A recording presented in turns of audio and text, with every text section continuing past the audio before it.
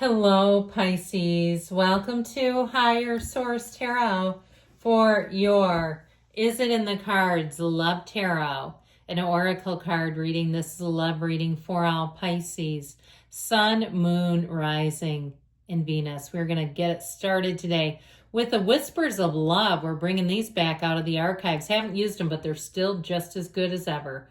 Consider your foundation. Look at how committed you are to love. And that is an important question because sometimes when people are getting little snippets of stuff, they're hesitant. They don't want a relationship or they don't want it to interfere with their life.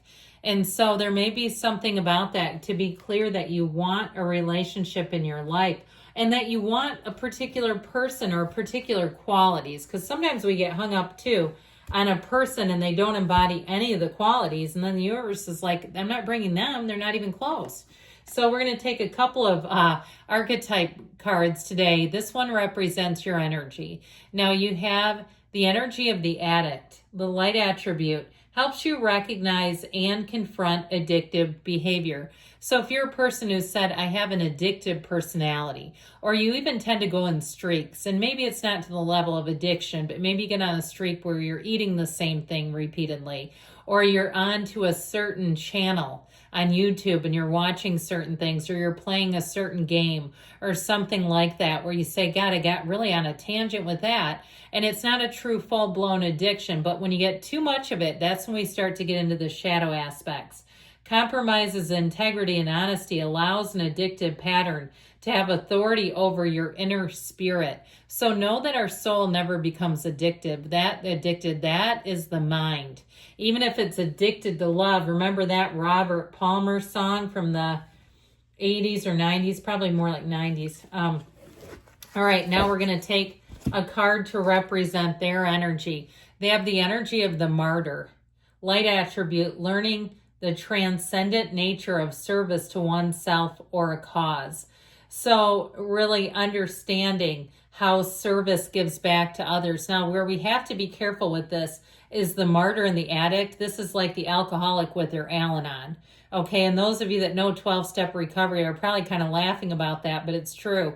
When we talk about the 4 M's of Al-Anon, and I don't want to get too much into 12-step talk, but it's mothering, martyrdom, manipulating, and managing. So this might be something this person has learned a lot from. If they've left behind the please disease and they're aware of it, they might be able to tell you some stories about that. The shadow attribute is the addiction to self-pity. So breaking free, we'll see if the devil comes out to play. And some of this too, of course, is when you understand yourself, you can bring a lot to the relationship. So somebody who's played this in a previous relationship, you might find that they make a phenomenal partner because they have more insight into their own behavior. They understand themselves and they understand what not to do, even just as important as what to do.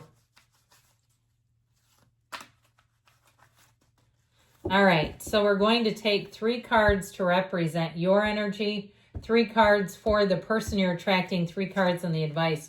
Your energy, you got teamwork, 3 of Pentacles, you got a marriage with the 4 of Wands, and then the 5 came out right next door to it, 78 cards, and they came out in order. They've got the 7 of Swords, the Queen of Pentacles, and the Ace of Swords. So I do feel like they've left behind somebody that was a real doozy. Now, in the advice, you've got, we got the devil popping out. That's in the advice, and the moon and the Ace of Wands.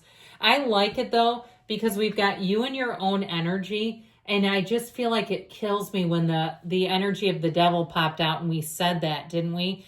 Now, I'm going to digress for a minute. I don't know why, but when we were starting to talk up here, it made me think I've got adult children. And I mentioned Kinko's to them the other day. They had no idea what Kinko's was. So those of you that remember, just a big shout out there. Okay, back to the reading. With this energy of the devil, even if it's something like random like that, where you're like, where did that come from? Where were her synapses connecting on that last comment? It could even be something like that with the devil, where something feels familiar. If you feel like you're going back into old territory, Might be time to hit the brakes. I feel like this person that you're attracting, they might have a very similar backstory to your relationship patterns. And I don't think that's a bad thing, where they have gotten tangled up with people, that it really played into their own character defects. It kind of brought out the worst in them. And I feel like both of you, it's like you get together, and I feel like there's great healing through what feels like love and an honest relationship. Now, with that energy of the moon and the Ace of Wands, I feel like they're telling you to go through to lean into the new, but that moon energy, hidden truth comes out. And so I feel like there's something between the moon and the devil, information that is going to bring a big release. It brings a big turning point. And I really do feel like a milestone in your life where you see something in a new way and you finally can let go of it. And so over here is your energy. So I mentioned, I think we have Capricorn, Pisces, fire. We have earth and we have air. So with this 3 of Pentacles and the 4 and 5 of Wands, I heard old habits die hard. This is your time of finding love, and it's a time of recognizing old patterns and things that just don't appeal to you in a relationship. And especially too, if you found in your life you've given people too many chances. Like early on in a relationship where you're like, well, they have potential. Hell no, they have potential. That's not good enough for you. I feel like we're not looking for potential here. We're looking for somebody who's ready-made and who's for good. And I was going to say good enough. Who's on your level, who's elevated to your level. I feel like this is your time not to play small, not to marginalize yourself, and not to get involved in drama. Okay. I had somebody that called me out of the blue that I hardly know. We're connected on social media, who asked me out. And I said, aren't you married? And they said, well, I'm going to be getting a divorce. I'm going to be filing. They still lived in the same house with their wife. I'm not going out with them. No, thank you. I don't need to make an appearance on the Jerry Springer show anytime soon. So I feel like with this, you're looking for the real deal, and don't settle. I feel like they are telling you, do not settle. If somebody's up to their armpits in drama in some old relationship, I feel like that is such a huge red flag. And I feel like they also are telling you, look for the green flags. Look for the flags that say, you know what, that feels comfortable. That feels like an honest person. That feels like somebody who has enough life experience, that they're not looking for a parent-child situation. They know who they are and they know what they want in a relationship. So I actually like their energy, and I know it's a little scary when they've got the 7 of Swords showing up, but I actually feel like they may have been the subject of some dishonesty. Okay, somebody who tried to pull a fast one on them. And it could be financially too, but I feel like they have learned a lot with that Ace of Swords. And that Ace of Swords is going to be a guiding principle for them. They will not put up with the same thing twice.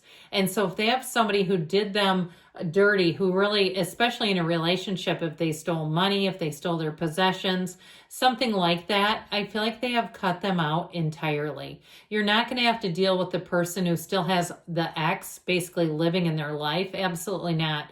I also feel like too, with that 7 of Swords energy, it taught them some things about themselves, where maybe even they shortchanged themselves, and the message about leveling up is also their message, where they're not going to pick somebody who's just not a match and try to condition them into being a match. I just feel like with that energy of the Queen of Pentacles, they have their life together. This is somebody who is mentally, physically, emotionally, financially, and spiritually fit.